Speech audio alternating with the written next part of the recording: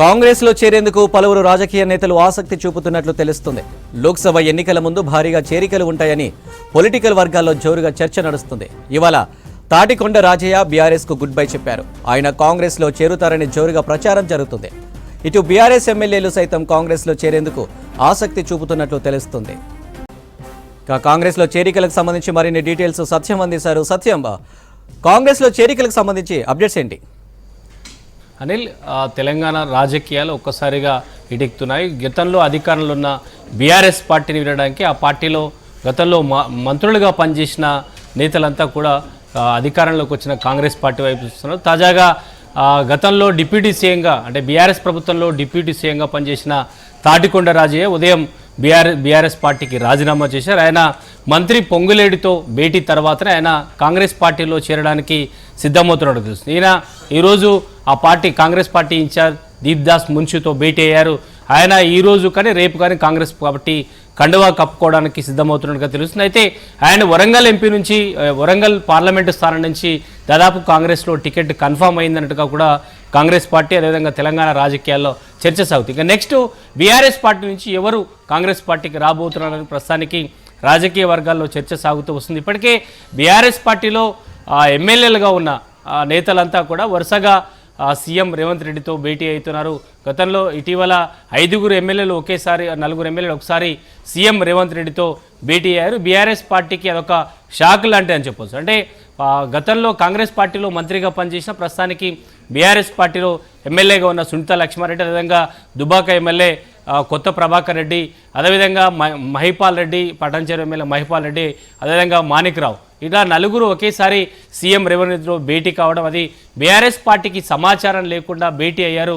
వారంతా కూడా కాంగ్రెస్ పార్టీ వైపు వెళ్తారని ఒక చర్చ సాగుతూ వస్తుంది. కానీ వెంటనే బీఆర్ఎస్ పార్టీ అదేవిధంగా ఆ ఎమ్మెల్యేలతో ప్రెస్ మీట్ నిర్వహించి మేము బీఆర్ఎస్ పార్టీలో ఉంటాం, తాము గతంలో ముఖ్యమంత్రిగా పనిచేసిన కేసీఆర్ ఆధ్వర్యంలో తాము పనిచేస్తామని ప్రకటన చేసినా కూడా ఆ పార్టీలో ఇంకా అనుమానాలు కొనసాగుతున్నాయి. ఆ తర్వాత వెంటనే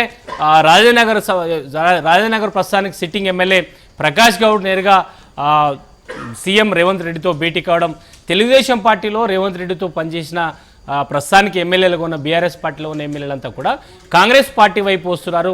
గతంలో తెలుగుదేశం పార్టీలో సన్నిహితంగా ఉన్న నేతల ద్వారా నేరుగా కాంగ్రెస్ పార్టీలో చేరడానికి వీరంతా ప్రయత్నం చేస్తున్నారనే ఒక చర్చ బీఆర్ఎస్ పార్టీలో కూడా గుబులు రేపుతోంది. ఇక తాజాగా తాటికొండ రాజయ్య ఆ పార్టీకి రాజీనామా చేయడంతో నెక్స్ట్ ఎవరు రాబోతున్నారు అంటే పార్లమెంట్ ఎన్నికల నాటికి కాంగ్రెస్ పార్టీలో భారీగా బీఆర్ఎస్ పార్టీని వీడి కాంగ్రెస్ పార్టీ వైపు వచ్చే వారి సంఖ్య భారీగా పెరుగుతుందనే ఒక చర్చ అయితే ప్రస్తుతానికి సాగుతుంది. అయితే తాజాగా మహబూబ్నగర్ జిల్లాకు సంబంధించిన ఒక మాజీ ఎమ్మెల్యే మల్కాజ్గిరి కాంగ్రెస్ పార్టీలో టికెట్ కోసం చాలా సీరియస్గా ట్రై చేసినట్టుగా తెలుస్తుంది. ఆయన ఇప్పటికే సీఎం రేవంత్ రెడ్డితో అదేవిధంగా కాంగ్రెస్ పార్టీ అగ్రనేతలతో మాట్లాడినట్టుగా చర్చలు అయితే జరుగుతున్నాయి. ఆయన త్వరలో కాంగ్రెస్ పార్టీ తీర్థం పుచ్చుకునే అవకాశం ఉన్నట్టుగా తెలుస్తుంది. అంటే ఎవరైతే ఆర్థికంగా బలంగా ఉన్నారో వారంతా బీఆర్ఎస్ పార్టీలో ఉండి బిజినెస్ చేసుకునే ఎమ్మెల్యేలుగా ఉన్నారో వారు ఇప్పుడున్న బీఆర్ఎస్ పార్టీలో ఉంటే ఈ ప్రభుత్వం తమను టార్గెట్ చేసే అవకాశం ఉంది. కాబట్టి ముందుగానే కాంగ్రెస్ పార్టీకి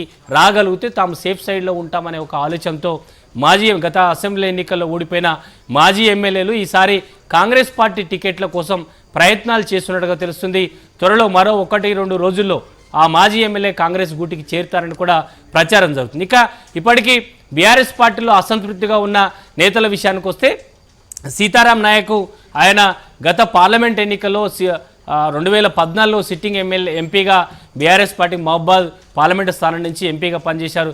కానీ 2019లో ఆయనకి బీఆర్ఎస్ పార్టీ టికెట్ ఇవ్వకుండా కాంగ్రెస్ పార్టీ నుంచి వచ్చిన కవితకి టికెట్ కేటాయించడం వల్ల ఆయన పార్లమెంటు టికెట్ ఇవ్వకపోయినా ఆయన ఇప్పటి వరకు కూడా బీఆర్ఎస్ పార్టీలో ఉన్నారు. ఆయన పార్టీకి లాయల్గా పనిచేస్తున్నారు. కానీ గత ప్రభుత్వంలో ఆయనకి ఎలాంటి పదవులు ఇవ్వలేదు, నామినేటెడ్ పోస్ట్ ఇవ్వలేదు. ఆయన రాజ్యసభ ఆశించారు, కనీసం ఎమ్మెల్సీ స్థానం కూడా వస్తుందని ఆశ పెట్టుకున్నారు. కానీ కేసీఆర్ కానీ కేటీఆర్ కానీ హరీష్ రావు కానీ ఆయనను పట్టించుకోలేదనే ఒక అసంతృప్తి ఆయనతో అసంతృప్తి ఉన్నట్టుగా కూడా ప్రస్తుతానికి ఆ పార్టీలో చర్చ సాగుతుంది. ఆయనకి ఇప్పటివరకు ఈసారి ఏ టికెట్ ఇస్తారు, కనీసం ఎస్టీ రిజర్వ్ నియోజకవర్గంలో తనకు టికెట్ ఇస్తారా లేదా అని మాత్రం ఇంకా క్లారిటీ లేదు. ఆయనకి ఈసారి గత 5 ఏళ్ల నుంచి కూడా ఆయన ఈసారి పార్లమెంట్ టికెట్పై భారీ ఆశలు పెట్టుకున్నారు. ఇక ఈసారి ప్రభుత్వం పోయింది కాబట్టి ఈసారి పార్లమెంట్ టికెట్ ఇవ్వకపోతే తాను తన దారి చూసుకుంటారని ఒక ఆయన సన్నిహితులు ప్రస్తుతానికి చెప్తున్నట్టుగా ఉంది. ఆయన ప్రస్తుతానికి అసంతృప్తిగా ఉన్నారు. ఇక ప్రస్తుతానికి నాగర్ కర్నూలు సిట్టింగ్ ఎంపీ రాములు కూడా ప్రస్తుతానికి ఆయన ఇప్పటికే మహబూబ్నగర్లో చాలా అసెంబ్లీ స్థానాల్లో బీఆర్ఎస్ పార్టీ ఓడిపోయింది కాబట్టి గువ్వల బాలరాజు అదే స్థానాన్ని నాగర్ కర్నూలు పార్లమెంటు స్థానాన్ని నుంచి టికెట్ ఆశిస్తున్న నేపథ్యంలో రాముల్ అసంతృప్తిలో ఉన్నట్టుగా తెలుస్తుంది. ఇప్పటికే ఆయన అసెంబ్లీ ఎన్నికల ముందు ఆయన కుమారుడికి కాంగ్రెస్ పార్టీలో టికెట్ ప్రయత్నం చేశారు. ఆయన కాంగ్రెస్ పార్టీకి వస్తారని కూడా చర్చ సాగింది. కానీ ఆయనకు కాంగ్రెస్ పార్టీలో టికెట్ కేటాయించలేదు, ఆయన కుమారుడికి కూడా టికెట్ కేటాయించలేదు కాబట్టి ఆయన ప్రస్తుతానికి బీఆర్ఎస్ పార్టీలో ఉన్నారు. కానీ నాగర్ కర్నూలు నుంచి రాముల్కు టికెట్ వస్తుందా లేదా ఒక అనుమానం ఆయనతో పాటు ఆయన సన్నిహితులంతా కూడా ఉంది. ఆయన ఫాలోవర్స్ అంతా కూడా రాములు అసంతృప్తితో ఉన్నారు. ఎందుకంటే మాజీ ముఖ్యమంత్రి కేసీఆర్కి అత్యంత సన్నిహితుడిగా ఉన్న గువ్వల బాలరాజుకి ఒకవేళ నాగర్ కర్నూలు టికెట్ కేటాయిస్తే రాములు పార్టీ మారే అవకాశం ఉన్నట్టుగా తెలుస్తుంది. ఆయన కూడా కాంగ్రెస్ పార్టీ వైపు వస్తారనే అయితే చర్చ అయితే ప్రస్తుతానికి రాజకీయ వర్గాల్లో సాగుతుంది. వీరితో పాటు ఇక బీఆర్ఎస్లో ఉన్న కీలక నేతలంతా ఆ పార్టీ వర్కింగ్ ప్రెసిడెంట్ కేటీఆర్ కానీ హరీష్ రావు కానీ ప్రస్తుతం అధికారంలోకి వచ్చిన కాంగ్రెస్ పార్టీపై చేస్తున్న కామెంట్స్ ఆ సొంత పార్టీలోనే అసంతృప్తికి కారణమవుతున్నట్టుగా తెలుస్తుంది. ఎందుకంటే అధికారంలోకి వచ్చి కేవలం ఒక 2 నెలలు మాత్రమే అవుతుంది. ఇలాంటి సమయంలో కనీసం అధికారంలోకి వచ్చిన ప్రభుత్వానికి సమయం వేయకుండా వెంటనే ఆరోపణలు చేస్తే ప్రజల్లో బీఆర్ఎస్కు మరింత అసంతృప్తి పెరుగుతుంది, లేదంటే ఆక్రోశంతో ప్రజలు మరింత దూరం పెట్టే ప్రమాదం ఉందనే నేతలు నేరుగానే బీఆర్ఎస్ ఇంటర్నల్ సమావేశాల్లో నాయకులు చెబుతున్నా ఈ పార్టీలో ఉన్న కీలక నేతలంతా కూడా ఒకేసారి ఎదురుదాడి చేస్తుండటంతో ఆ పార్టీలో ఉన్న కీలక నేతల తీరును సొంత పార్టీ ఎమ్మెల్యేలు సీనియర్ నాయకులే కనీసం ఖండిస్తున్న పరిస్థితి ఉంది. ఇదంతా కూడా పార్లమెంట్ ఎన్నికల ముందు పార్టీ టికెట్ రాని వారు అసంతృప్తి ఉన్న నేతలంతా కూడా కాంగ్రెస్ పార్టీకి రావడానికి సిద్ధమవుతున్నారు. అయితే ప్రస్తుతానికి సిట్టింగ్లో ఉన్న ఎంపీలు కూడా కాంగ్రెస్ పార్టీ వైపు చూస్తున్నట్టుగా తెలుస్తుంది. అయితే ఎమ్మెల్యేల విషయానికి వస్తే బీఆర్ఎస్ పార్టీకి సంబంధించిన ఎమ్మెల్యేలని పార్లమెంట్ ఎన్నికల తర్వాత కాంగ్రెస్ పార్టీ ఆకర్ష్ పదానికి తెరలేపితే దాదాపుగా మెజారిటీ ఎమ్మెల్యేలు కూడా కాంగ్రెస్ పార్టీ వైపు వస్తారనే చర్చ అయితే ప్రస్తుతానికి సాగుతుందని చెప్పొచ్చు. Anil. Right Satyam, thank you.